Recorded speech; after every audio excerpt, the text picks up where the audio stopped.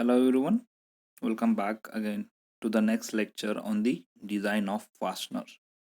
In today's video, we'll discuss some of the problems which are related to the design of fasteners. Okay, so let's get started. I'll just read out the problem. An eye bolt is to be used for lifting a load of 70 kilonewton. Find the nominal diameter of the bolt if the tensile stress is not to exceed 100 megapascal. Assume coarse thread. Okay, now as I told previously also, when you start solving the problem, first thing you have to write down the given data. Okay, so what is given in the problem? The load is given. The load to be lifted is given as 70 kilonewton. Okay, that is nothing but our P. Next, what else is given? Tensile stress, that is the sigma T, is also given. You have to find out the nominal diameter. Now before that you have to find out the core diameter. Okay, so this is what the given data in the problem. We'll move to the next now. Now this is formula you have to use. Okay, Ft equal to pi by 4 d1 square into sigma T, where d1 is nothing but the core diameter. Okay, now from the given data we know the Ft, the value of Ft is already known. Value of sigma T is also known. Pi and 4 both are constant. Okay, so only unknown is d1, so you can very easily calculate. Okay, for that go for the substitution.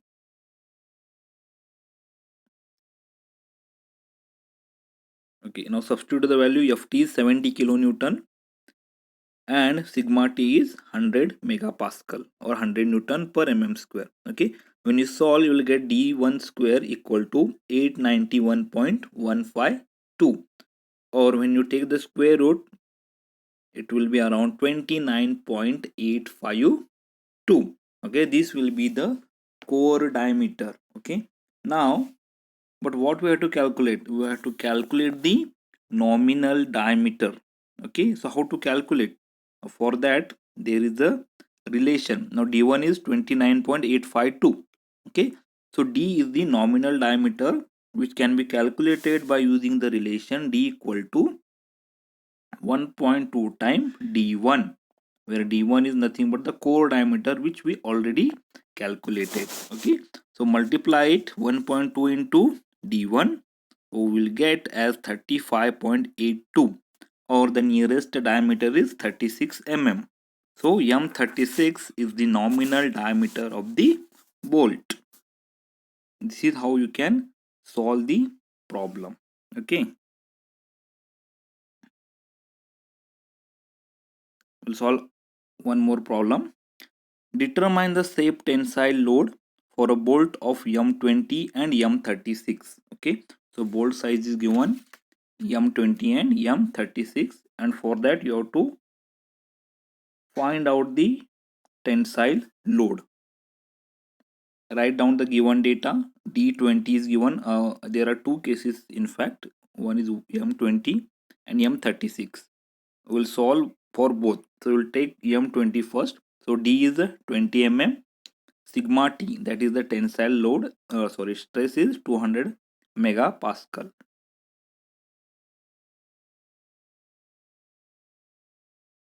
Okay, now see, if the bolt is not initially stressed, initial tightening is not mentioned in the problem, so we'll go directly.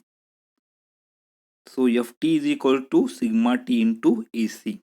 Now see here, we sorry sigma T is known, but what about AC? AC is not known. That you have to calculate. How? You have to calculate from the data book. Okay, in the data book, for M20 thread, sorry, M20 bolt, the tensile area is 245. This area you will get directly. This area you will get directly from the data handbook.